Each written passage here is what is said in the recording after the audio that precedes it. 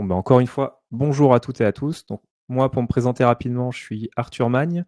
Je suis CPO, donc responsable de la partie produit chez Promise et cofondateur également de Promise. Promise, pour ceux qui ne nous connaissent pas, on est une startup qui a été créée en 2016, donc ça commence à faire un petit moment. Et on a eu plusieurs produits dans notre vie de startup. On a évolué justement avec les retours des utilisateurs, des tech leads, des développeurs et toutes les personnes qu'on a pu croiser sur notre chemin. Et on est arrivé à la plateforme que je vous présente aujourd'hui, donc encore plus les dernières fonctionnalités que je vais vous présenter aujourd'hui, qui est vraiment une plateforme qui est là pour participer au partage de connaissances dans les équipes de développement et qui est là plus précisément pour augmenter la valeur et la force que vont avoir les tech leads dans les équipes et les personnes qui ne sont pas forcément tech leads, mais qui ont des connaissances à partager et qui sont là pour faire progresser techniquement les équipes. Donc ça peut être des coachs craft, des coachs techniques, ça peut être des tech leads, ça peut être des gens qui sont seniors, ou ça peut être simplement des alternants ou des juniors qui ont des expertises sur, je sais pas, du React, des choses comme ça, et qui peuvent partager ces expertises dans l'équipe. Donc, aujourd'hui, la problématique à laquelle on répond, ça va être principalement ça. On va travailler sur le rôle des tech leads et des personnes qui ont ces connaissances à partager dans les équipes. Si on résume un petit peu, je ne sais pas si vous êtes d'accord sur ce schéma, mais le rôle d'un tech lead dans une équipe aujourd'hui, c'est de faire monter en compétence son équipe, d'augmenter des skills techniques vraiment de son équipe de développement et d'assurer la qualité de ce qui est produit, la vélocité également.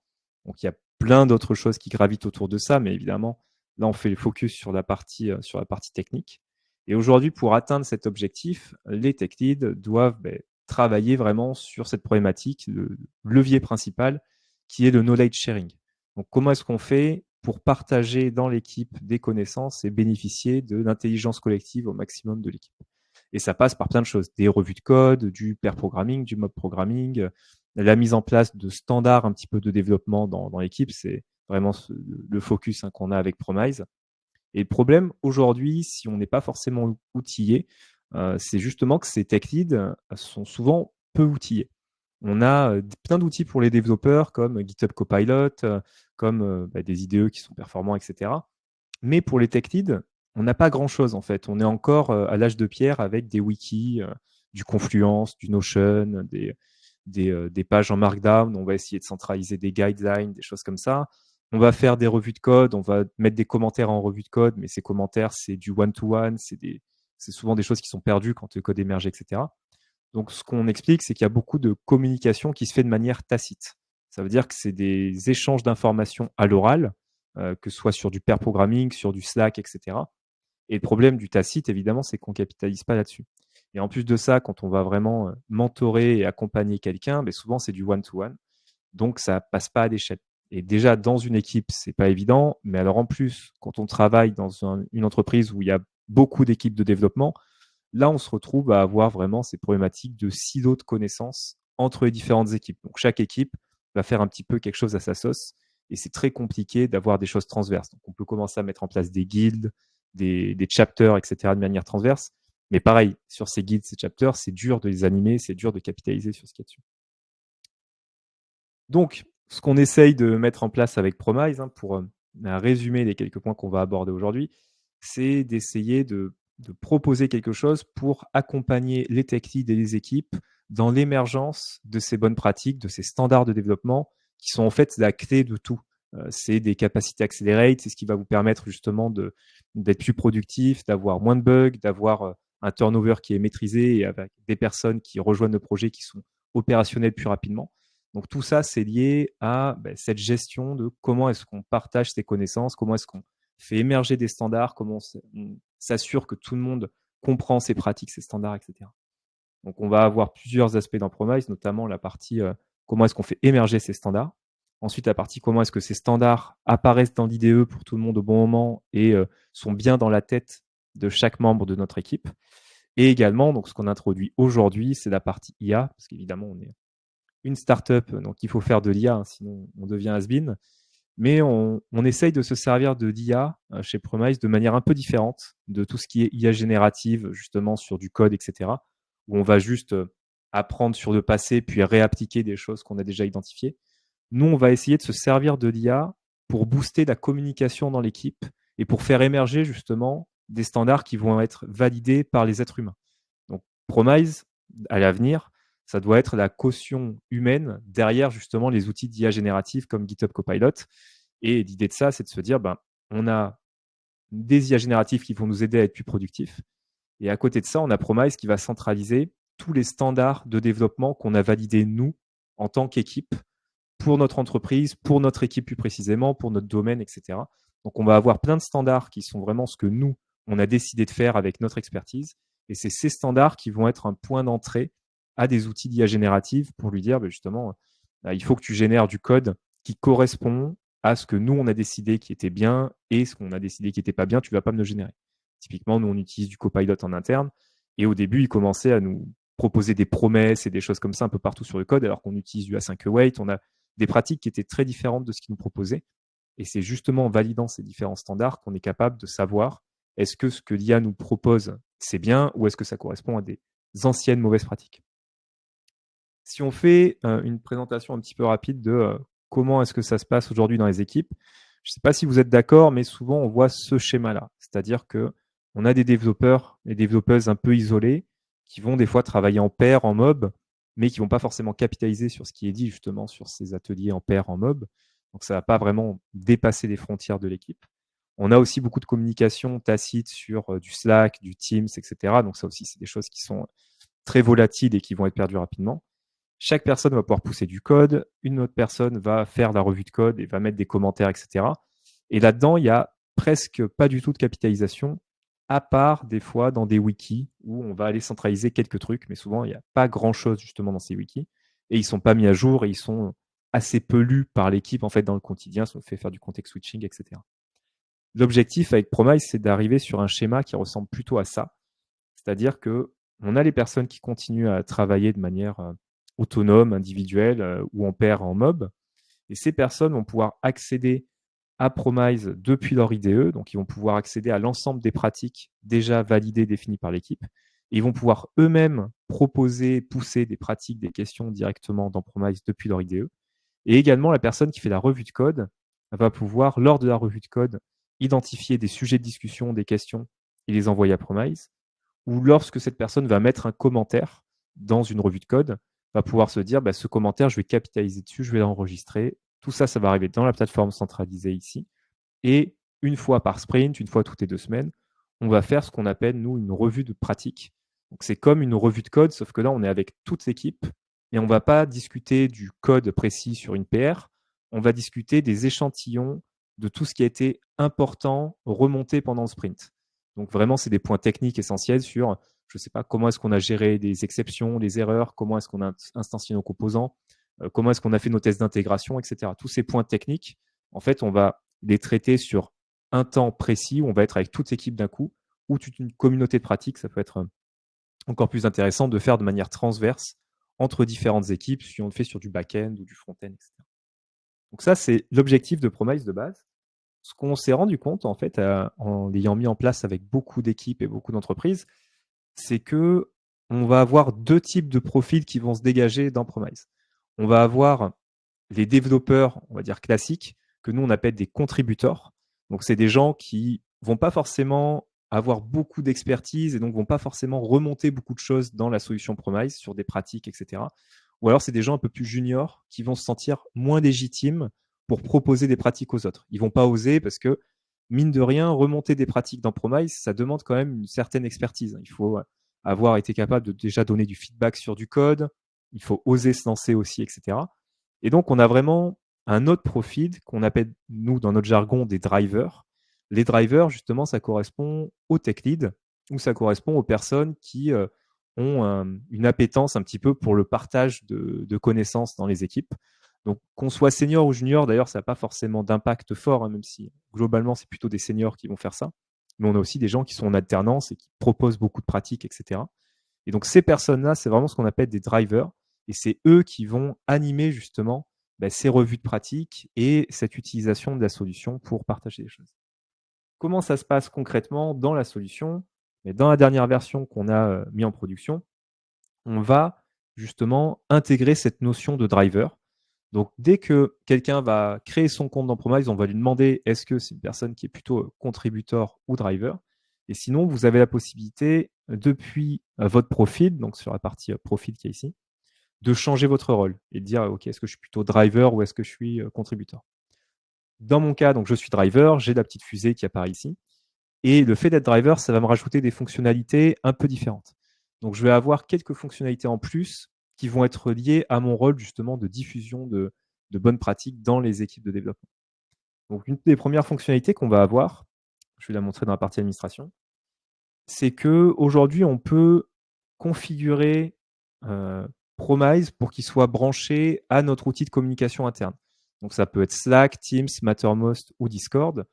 Pour ça, c'est assez simple. Il suffit de créer un webhook dans Slack ou Teams, etc. Il y a la documentation qui est ici. Et une fois qu'on a configuré ce webhook, dès qu'on va créer une pratique ou une question ou qu'on va lancer une battle dans Promise, ça va arriver directement dans un channel Teams ou Slack qu'on a défini. Donc ça, c'est vraiment nous qui allons le configurer en tant que driver. Et ce qu'on peut faire également, donc c'était une fonctionnalité qui nous avait été beaucoup demandée, c'est qu'on a cette partie-là, planifier.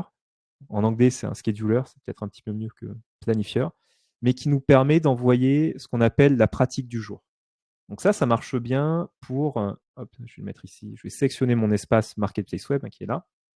Et en fait, je vais pouvoir dire, je vais envoyer sur Slack ou Teams ou par mail ou sur une liste de diffusion d'ailleurs par mail, une pratique chaque jour ou chaque semaine ou chaque mois qui correspondra à une pratique en fait qui va être soit choisie de manière aléatoire, pardon, soit qui va être sélectionnée par le driver. Donc là, à l'avance, je peux dire, tiens, la prochaine pratique que je vais envoyer, ça va être always log error, par exemple, sur d'error handling, et ça va être envoyé en pratique du jour sur Slack. Donc c'est au driver justement de spécifier un petit peu ces différentes pratiques, ou alors ça les envoie de manière automatique. Et à quoi ça va ressembler? Directement dans notre stack, par exemple ici chez nous, on a un channel qui va être connecté à Promise. Et à ce moment-là, on va avoir les pratiques qui vont apparaître de cette manière-là. Donc là, c'est la pratique du jour qui s'appelle chez nous, là, par exemple ici, Don't be afraid of creating a lot of small, highly composable and reusable functions. Et ça permet à tout le monde de la voir et d'aller la chercher.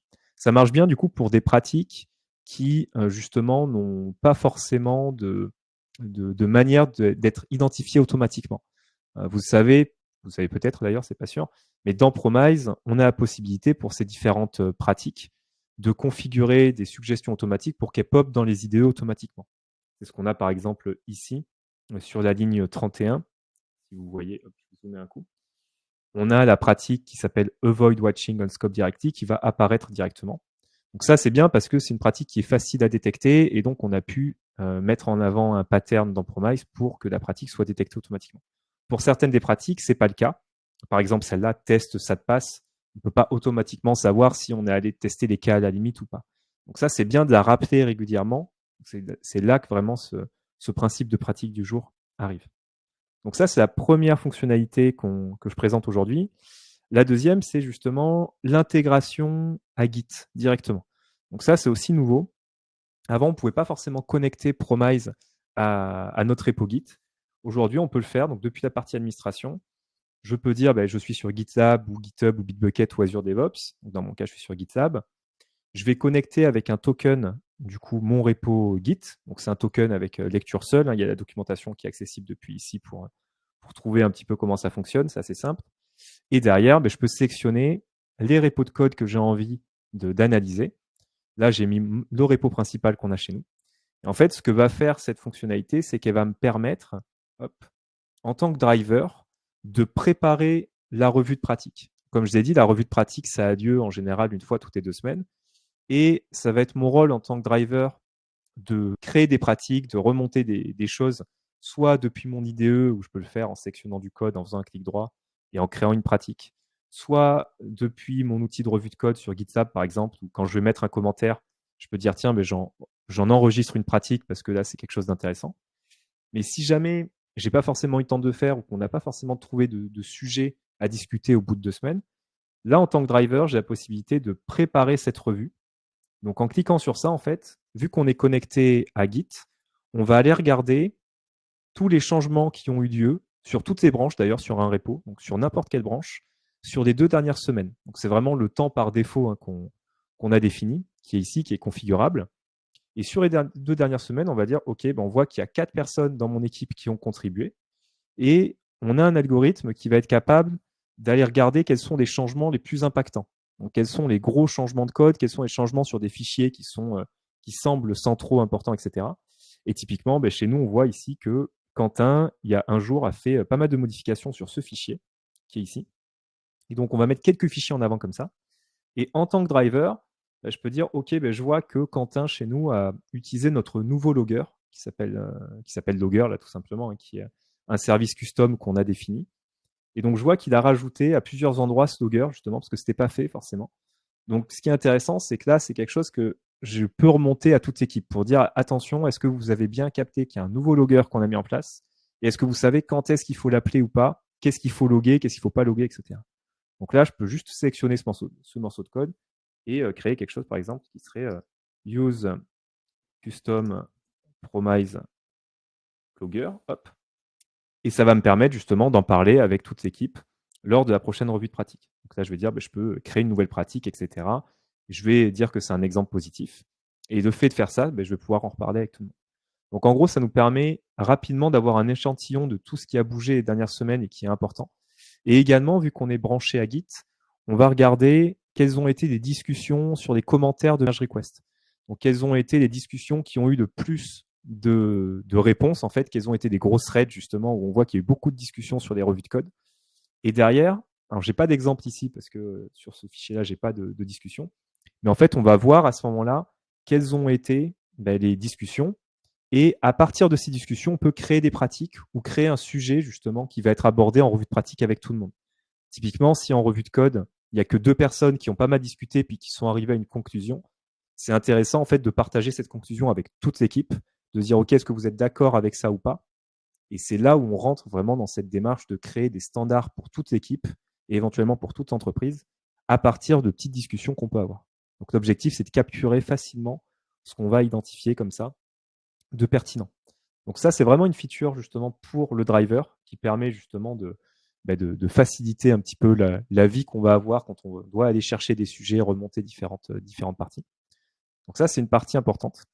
Il y a une autre partie du coup qui a été pas mal demandée, qui est bien sûr une partie importante dans ce que je présente aujourd'hui, qui est la partie IA. Comme je le disais, l'IA, on va s'en servir pour essayer d'augmenter l'utilisation qu'on va avoir de Promise et d'augmenter surtout les tech leads en les aidant justement dans leur quotidien, en leur facilitant la vie. Comment ça fonctionne? On va avoir plusieurs choses qui vont être faites avec l'IA. Alors la première chose à faire, c'est de voir comment est-ce qu'on la configure. Je pars dans la partie administration et ici on a l'option configuration d'IA. Par défaut, c'est désactivé et donc sur chaque organisation, comme dans mon organisation ici, je peux l'activer. Si vous êtes sur la version cloud et que vous l'activez, par défaut, c'est branché à OpenAI directement. Donc, c'est ChatGPT qui est utilisé derrière et qui va être là pour nous aider justement à décrire les pratiques qu'on a fait, à proposer automatiquement des pratiques. Si vous êtes sur le mode on-prem, donc vous avez une instance chez vous, vous avez la possibilité, et on va le faire aussi d'ailleurs sur la version cloud, de configurer votre propre IA. Donc souvent, en fait, on a Azure qui nous permet, par exemple, d'héberger une instance d'OpenAI en local, donc sans avoir de code qui sort. Et ça permet d'utiliser Promise sans avoir de code qui sort à l'extérieur. Donc ça, c'est plutôt pour les organisations qui ont une instance on-prem. Mais tout ça pour dire que l'IA, on peut s'en servir soit en mode ouvert avec du OpenAI, soit en mode fermé si on a envie que le code ne sorte pas. Et une fois qu'on a configuré donc, cette IA, elle va nous permettre de faire 3 choses dans Promise. La première, c'est que lorsque je vais créer une pratique et que je ne vais pas mettre de description à cette pratique, ce qui est souvent le cas en général, parce qu'on n'a pas forcément de temps, quand on crée une pratique comme celle-là, d'aller écrire une description pour expliquer ce que ça fait, etc. En fait, l'IA, automatiquement, va nous proposer une description à partir du nom de la pratique, qui est ici, et de l'exemple de code qu'on a identifié. Donc, dans mon cas, j'avais identifié cette pratique qui s'appelle use Spy to check if a service has been called. Donc, dans les tests unitaires, je vérifie si une méthode a été appelée d'un service avec ce qu'on appelle un spy. Et donc, j'avais identifié cet exemple. Et à partir de ça, j'ai l'IA qui me propose cette description, use Spy to check, etc. Et il m'explique en fait, il va m'expliquer pas mal de choses justement sur des spies, sur comment ça fonctionne, dire qu'on peut utiliser avec Jasmine et Sign-On, etc. Me donner les arguments pour cette pratique. même me mettre un exemple à l'intérieur et me proposer un lien de read-more. Pratiquement à chaque fois, en fait, il va nous proposer un lien direct pour avoir de la documentation en plus. Et donc moi, personnellement, je peux soit accepter cette description, puis du coup elle va apparaître, soit je peux la rejeter tout simplement, puis c'est moi qui fais un petit peu ce que je veux à ce moment-là. Mais c'est vraiment juste quelque chose qui va me permettre d'enrichir les pratiques qu'on a créées automatiquement à partir de leur nom et des exemples. Alors Hugo, tu poses une question, est-ce qu'on peut être sûr que l'on peut utiliser ChatGPT sans problème niveau confidentialité du code qui leur est soumis? Ça, c'est vraiment quelque chose qu'on peut configurer effectivement. C'est on active l'IA ou pas et on se branche avec le OpenAI global qui est OpenAI ouvert ou avec notre instance en local. Et effectivement, là, si on a des problématiques de confidentialité, il vaut mieux se brancher sur une instance qui va être locale. Après, le code qu'on envoie ici, c'est des petites parties de notre code. Effectivement, la question de la sécurité, elle peut se poser. Si vous avez une instance locale, autant vous brancher sur l'instance locale. Mais vous pouvez utiliser l'IA par contre pour expérimenter, pour voir ce que ça donne, pour voir après si on peut le faire direct. Aujourd'hui, on utilise OpenAI et ChatGPT, mais l'objectif, c'est aussi qu'on puisse utiliser d'autres LLM différents, dont des LLM internes. Et effectivement, à ce niveau-là, ce serait plus intéressant. Alors, tu disais, je me posais la question au niveau de l'instance locale. Ah oui, oui. Ouais, effectivement, oui. C'est est-ce qu'on sur l'instance locale, au final, c'est l'instance qui est hébergée directement via Azure. Et donc là, pour le coup, ça dépend ce que eux ont utilisé derrière, évidemment, par la suite. Donc ça, c'est la première chose, c'est vraiment la possibilité d'augmenter les descriptions. La deuxième chose, ça va être la capacité de créer des patterns pour l'identification des pratiques tout seul. Ça aussi, ça nous a été beaucoup demandé parce que aujourd'hui, quand on identifie une pratique de ce type-là et qu'on veut qu'elle remonte automatiquement dans l'IDE, comme on l'a fait ici, il faut manuellement aller spécifier un pattern avec une expression régulière ou un pattern avec SEMGREP, qui est plus avancé, qui nous permet d'aller faire des patterns un peu plus avancés sur l'AST. Et on n'est pas tous des experts en expression régulière. Par exemple, moi, c'est pas le cas non plus. Et en fait, là, ce que l'IA va faire, c'est qu'à partir de l'exemple qu'on a identifié et du nom de la pratique, elle va nous proposer une expression régulière pour identifier cette pratique et elle va nous expliquer d'ailleurs ce que fait cette expression régulière. On va dire, OK, ça nous permet d'aller matcher si jamais on n'a pas l'extension JPEG ou PNG ici.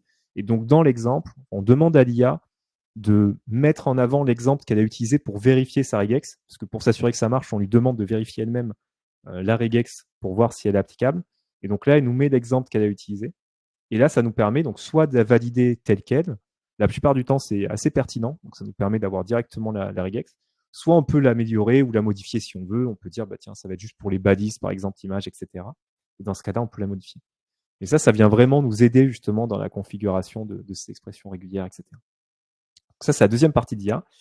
Et la troisième partie qui est la plus importante et surtout la plus intéressante, c'est que on a la possibilité, quand on configure l'IA ici, de générer automatiquement des pratiques et des questions sur notre code. Par exemple, chez nous, sur notre instance Promise, on a spécifié que de manière quotidienne, on peut mettre de manière quotidienne, hebdomadaire, mensuelle, ou on peut désactiver. Hop. Donc on a pour ça besoin d'être connecté à Git, hein, comme je l'ai montré tout à l'heure. Et à ce moment-là, on peut dire de manière quotidienne ou hebdomadaire, j'ai envie que Promise me génère automatiquement des pratiques, des bonnes pratiques, des mauvaises pratiques ou des questions. Et ce qui va se passer, c'est que, hop, si je montre l'exemple chez nous, chaque jour, on va avoir des pratiques qui vont nous être proposées par l'IA. Ces pratiques, d'ailleurs, elles vont arriver ici. Tac. On a une notification Slack qui va arriver, qui va nous dire, tiens, aujourd'hui, on a 2 pratiques et 3 questions qui ont été proposées. On a un exemple ici avec Use of Redux for State Management qui a été proposé. Et donc, là, c'est le driver qui va pouvoir, depuis la page d'accueil, ici, sur ce bouton, regarder ce qui a été proposé, parce que par défaut, les pratiques, elles ne sont pas validées, elles ne sont pas envoyées directement dans la prochaine revue de pratique. Et là, ça nous permet, en tant que driver, de regarder ce qui a été proposé par l'IA. Et là, il y a un exemple. Donc vraiment, c'est l'IA qui me génère ça entièrement. Donc, elle me génère la pratique avec les catégories, la description qui va bien, avec le petit lien readmore. Et en fait, elle a trouvé sur le code, donc c'est le même algo qu'on utilise que pour la feature pour aller chercher justement des fichiers pertinents qui ont été bougés les derniers jours. En fait, on va regarder le code qui a bougé les dernières 24 heures. On va regarder quelles sont les modifications importantes qui ont eu lieu. et on va demander à l'IA d'aller se positionner dans une position de tech lead qui fait une revue de code. Et donc, l'IA va nous proposer des pratiques sur le code qui a été modifié. Et donc, par exemple, ici, elle nous a remonté une pratique qui était assez intéressante parce que personnellement, je ne la connaissais pas. Je ne sais pas si vous la connaissiez ou pas. Mais en fait, il nous explique que si jamais on fait un return promise all ici, sans mettre de await en TypeScript, ce qui, normalement, on a droit parce que le await est implicite parce qu'il y a un return. Si on met un try catch à cet endroit-là, en fait, on ne va jamais passer dans le catch. Il nous faut absolument un await ici. Donc là, il vient m'expliquer ça dans la description. Il me met l'exemple. Il va même jusqu'à nous proposer une proposition de correction. Bon, l'inventation n'est pas terrible, mais vous avez l'idée en tout cas ici. Il nous a proposé la correction en nous mettant que il faut un await en fait avant le promisal. Et donc cette pratique-là, je peux en tant que driver soit l'ajouter à l'atelier, donc on va en discuter avec toute l'équipe à ce moment-là, soit je peux ne pas la conserver si jamais c'est une pratique qui m'intéresse pas. Mais ce qui est intéressant, c'est que ces pratiques, en fait, elles vont être créées sur plein de sujets différents. Donc là, on a celle-là sur du TypeScript, on a celle-là sur qui nous est identifiée en positif, par exemple, en disant, là, il y a un log qui a été appliqué par quelqu'un dans mon équipe, qui a été assez clair. On a carrément le nom du fichier, le nom du composant, start, end, etc. Donc là, il m'a identifié ça comme une bonne pratique. On a celle-là, avoid swallowing error. Qu'est-ce qu'on a d'autre? Use of TypeScript enum for type safety, voilà, des enums qu'on n'a pas utilisés souvent chez nous, etc. Et d'ailleurs, il ne nous repropose pas les mêmes pratiques. À chaque fois, on lui donne en entrée les pratiques de l'équipe pour qu'il soit capable de nous proposer des pratiques différentes à chaque fois. Et également, il va nous proposer des questions sur le code, et les questions sont souvent très pertinentes. Du type ici, on a utilisé une variable d'environnement pour voir si l'IA était activée ou pas. Bon, comme ça, vous voyez notre code en même temps. Et l'IA nous a remonté cette question qui est, est-ce que ce serait pas mieux d'avoir une fonction plus générique qui permet de déterminer s'il y a une fonctionnalité qui est activée ou pas? Donc en fait, du feature flipping. Plutôt que justement ce qu'on fait ici un peu avec la variable d'environnement où en fait on a des répétitions, etc. Donc là, si c'est un sujet qui m'intéresse, et concrètement il m'intéresse, je peux l'ajouter au prochain atelier et ça va nous permettre comme ça de discuter avec tout le monde de ce qui a été remonté. Et donc, il y a plein de sujets différents qui peuvent être abordés, etc. L'idée, c'est qu'en tant que driver, on soit capable aussi, à l'avenir, donc ça, c'est pas le cas aujourd'hui, mais on va travailler dessus, de pouvoir spécifier des catégories. Typiquement, dire, cette semaine ou ce mois, on est sur la sécurité. Et donc, propose-moi des pratiques sécurité.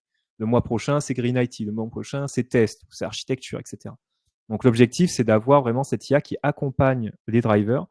Et en fonction de ce qui a été remonté, je peux dire, par exemple, pour cette pratique, sur les types, là, qui était pas mal, use of TypeScript enum for type safety, je l'ajoute à l'atelier en cours.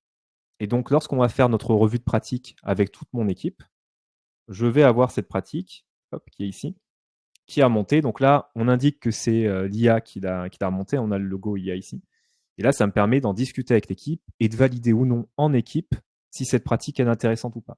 Est-ce qu'on doit utiliser des enums? Est-ce qu'on a autre chose qu'on peut utiliser? Parce que là, il y a plusieurs manières de faire. Donc, est-ce que ça, c'est bien? Est-ce qu'il y a différentes manières de faire? Comment est-ce qu'on fait pour valider ça? Et donc là, on la valide ensemble, ou on lance une battle, etc. Ça, vous pouvez peut-être connaître. Mais ça permet justement de vraiment valider tout ça en dessous. Eric, tu dis, est-ce que vous entraînez votre modèle avec les bonnes mauvaises pratiques enregistrées par vos clients? C'est une bonne question. Aujourd'hui, on ne le fait pas. Chaque donnée cliente appartient au client. On a pour objectif plus tard, par contre, pour chaque client, que justement tout l'algo, tout ce qu'il y a derrière soit entraîné avec les pratiques du client. Donc ça, c'est important.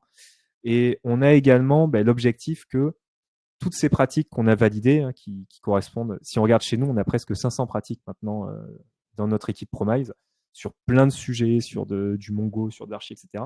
Et en fait, on veut que ces pratiques soient le point d'entrée pour du GitHub Copilot ou des outils d'IA générative, pour que l'IA générative, justement, nous génère du code qui correspond à nos bonnes pratiques. Et ça, c'est vraiment quelque chose d'important, justement, qu'on a derrière. Est-ce que l'IA pourrait aussi vous proposer de modifier une pratique, voire de la supprimer? Oui, c'est pas encore le cas, mais ça nous a été remonté exactement. L'idée d'avoir un feedback sur les pratiques qui sont remontées par l'équipe, parce que souvent on crée des pratiques, mais on n'est pas forcément sûr de est-ce que généralement c'est ce qu'on doit faire ou pas. Donc en gros, avoir une sorte de reviewer pour nos pratiques, c'est quelque chose que on va pouvoir aussi demander à l'IA. Donc tout à fait, c'est vraiment des des choses qui vont nous permettre en fait d'affiner justement ces différentes pratiques. Et comme vous le voyez, c'est vraiment quelque chose qui permet pour les équipes où des gens dans l'équipe, les contributeurs, n'ont pas forcément le réflexe de remonter des pratiques, ou que vous, en tant que tech lead, vous n'avez pas forcément pu faire beaucoup de revues de code, par exemple, sur les dernières semaines. L'IA, elle vient vraiment nous accompagner, et en tant que driver, on a juste à sélectionner les sujets qui nous intéressent, plus à utiliser la partie préparer la revue, par exemple, pour aller sélectionner manuellement d'autres choses. Et ça vient vraiment nous accompagner dans le quotidien pour identifier tout ça. Donc tout ça, c'est sur la partie IA. La dernière chose que je peux présenter, c'est que maintenant aussi, on a des pratiques qui peuvent être multifichiers. Donc ça, c'est aussi quelque chose qui nous avait été beaucoup demandé, notamment sur les pratiques d'architecture, de DDD, de clean architecture, etc. Et en fait, maintenant, pour une pratique, hop, comme j'ai le cas ici, use clean architecture to make an HTTP call with a gateway. Donc là, typiquement, c'est comment est-ce que chez nous, chez Promise, on fait un appel HTTP depuis notre front. En fait, ici, on a les exemples de code comme c'était le cas avant. Donc, on a les différents exemples qui sont des exemples individuels. Et on peut avoir plusieurs exemples sur une pratique. Mais on peut regrouper des exemples ensemble et ça nous donne les exemples multifichiers qui sont ici. En fait, pour chaque exemple, donc, on va avoir une description. On va avoir le fichier, la description qui va me dire, par exemple, ici, en fait, on envoie un event qui est dispatché depuis le composant React qui est dans adapteur primary chez nous. On a l'exemple ici avec ce code-là. Donc là, on a le code qui ressemble à ça. En fait, on fait un dispatch. Derrière, qu'est-ce qui se passe? On va avoir le use case qui va réagir à cet événement, qui va être appelé par le reducer et qui va lui appeler le gateway qui est ici. Et le gateway fait l'appel HTTP sur la base URL, etc. Et la réponse du gateway est récupérée par le reducer et ça met à jour le store local. Donc là, typiquement, on a un exemple de pratique en fait qui est décrite en fait sur plusieurs fichiers parce qu'elle va traverser plusieurs fichiers. Donc là, ce qu'on peut faire, c'est que on a la possibilité de modifier du coup cet exemple multifichier. Donc en fait, on va avoir une liste d'exemples pour une pratique et on peut associer des exemples ensemble ici. Ensuite, on peut modifier leur description, etc. directement. On peut changer l'ordre qu'on va avoir ici. Et ça nous permet comme ça de définir justement des pratiques plus d'architecture ou du lien entre du test et du code, etc. Donc ça permet d'aller un peu plus loin sur les types de pratiques qu'on va avoir qui sont plus uniquement liés à un fichier, mais maintenant à plusieurs fichiers. Donc voilà, je ne sais pas si vous avez des questions sur ce que j'ai présenté, que ce soit de l'IA, le multifichier, mais n'hésitez pas. En tout cas, j'ai fait le tour à peu près de tout ce que je voulais vous montrer. Hop. Merci déjà pour vos premières questions. N'hésitez pas à en poser d'autres. Ce qu'il faut savoir, c'est que la partie IA et tout ce qu'on a derrière, c'est accessible si jamais vous créez votre instance directement sur Promise, si vous voulez expérimenter justement l'IA et ce que ça vous propose. N'hésitez pas à créer votre instance ici, c'est gratuit, il y a le trial qui est fait pour ça. Et donc, vous pouvez directement expérimenter, tester l'IA, voir ce que ça ressort justement chez vous. Sébastien, tu demandes, est-ce qu'il est prévu qu'on puisse customiser le prompt? Oui, c'est prévu, effectivement. Alors, le prompt en lui-même, on va pas le laisser complètement libre parce qu'il fait 4 pages. Enfin, c'est un prompt qui est assez énorme pour faire la pratique, se récupérer dans le bon résultat, dans le bon format, etc. On a pas mal d'allers-retours. Par contre, d'avoir des parties qui sont customisables, notamment en lui demandant est-ce qu'on veut les pratiques en français ou en anglais. Ça nous a été demandé, par exemple, pour lui demander de nous générer les pratiques en français. Ça peut être également, ce que je disais tout à l'heure, génère-moi des pratiques sur essentiellement du React, essentiellement de la sécurité, de la performance, etc. Et du coup, l'IA, en fonction de ce qu'on va lui proposer comme ça, comme catégorie, va nous proposer sur ce mois-ci plutôt des pratiques sur cette thématique précise.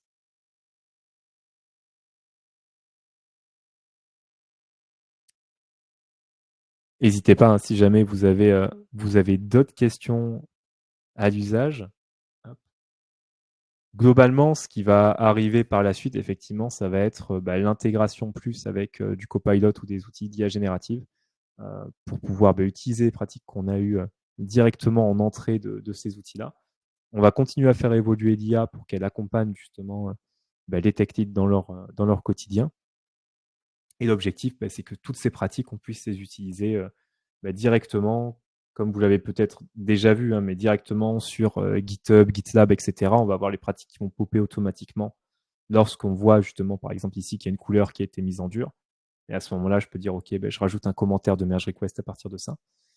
L'objectif, c'est vraiment que toutes ces pratiques soient utilisables dans le quotidien des équipes, soit depuis GitLab, soit depuis mon IDE où j'ai accès à toutes mes pratiques directement ici, elles arrivent directement là. L'objectif, c'est vraiment que les développeurs puissent s'en servir facilement. Est-ce qu'on peut déclencher une génération proposition manuellement sans planifieur? Alors, aujourd'hui, c'est pas le cas, mais typiquement pour le webinar d'aujourd'hui, j'en avais besoin. Donc, c'est quelque chose qu'on est en train de faire, qu'on est en train de développer justement. On va pouvoir déclencher en fait, et quand je dis ça va être rapide, c'est dans la semaine, on va mettre en prod cette fonctionnalité pour qu'on puisse justement déclencher l'analyse et donc proposer des pratiques directement sans avoir besoin du planifieur, directement. Et ça permet comme ça de tester rapidement. On se branche et puis on lance tout de suite l'analyse et il nous propose différentes pratiques directement. Mais très bonne question.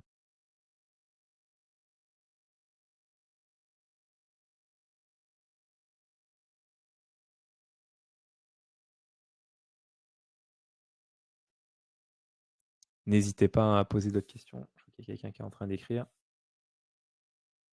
Hop. J'en profite pour vous partager des prochains webinars qui vont avoir lieu sur la chaîne Promise. Donc, jeudi, dans 2 jours, on a ce webinar. Donc, pourquoi l'évaluation des devs est cassée avec Stan Amsalem, le fondateur de Passport.dev. Donc, Stan qui va pouvoir nous parler justement de toute son expérience sur le recrutement de développeurs. Lui est ingénieur manager. Voilà, il va pouvoir vraiment apporter toute cette expertise. Et ensuite, on va parler de développeur experience chez Back Market avec Guillaume, du coup, qui est en charge de la développeur experience chez Back Market. Donc ça, c'est le jeudi 16 novembre. Et on va pouvoir parler d'expérience développeur et d'amélioration des postes et de la productivité aussi des développeurs. Donc un sujet vraiment en lien avec tout ce qu'on voit. Alors, une autre question, est-ce que l'outil permet d'avoir différents profils de bonnes pratiques, surtout si on travaille sur plusieurs projets ayant différents BP indépendamment de la raison? Oui, en fait, on va avoir aujourd'hui dans Promise, on va regrouper les pratiques par défaut dans les espaces. Un espace, ça va être un espace par équipe ou un espace par projet ou un espace un peu transverse pour une communauté de pratiques, par exemple ici une communauté front. Et derrière, des pratiques, on peut les regrouper dans ce qu'on appelle des catalogues. Donc, on va avoir chez nous, par exemple, des catalogues sur du BDD, du clean code, de l'architecture hexagonale, etc. Mais typiquement, on va pouvoir se servir soit des catalogues pour ranger des pratiques ensemble, soit des catégories sur des pratiques pour dire cette pratique, en fait, elle est liée, je sais pas, du Java 8, elle est liée à tel projet, etc. Ce qui nous permet après d'avoir ces pratiques qui sont un peu catégorisées différemment.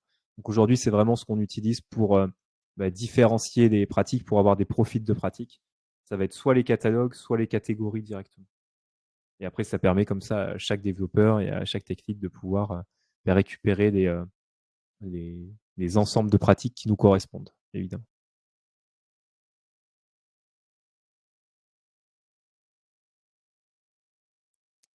Très bien, je vois qu'il n'y a pas d'autres questions. Je vous propose d'arrêter là. On est très bien à niveau timing. N'hésitez pas du coup à rejoindre notre Slack communautaire si vous ne l'avez pas déjà fait.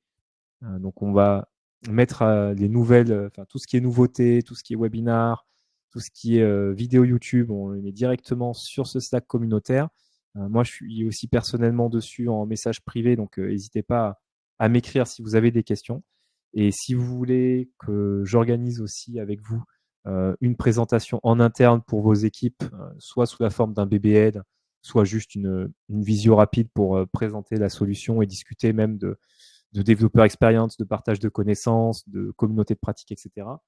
Avec grand plaisir. C'est quelque chose que je fais souvent et qui est très plaisant parce que ça permet de rencontrer pas mal d'équipes. On le fait très régulièrement.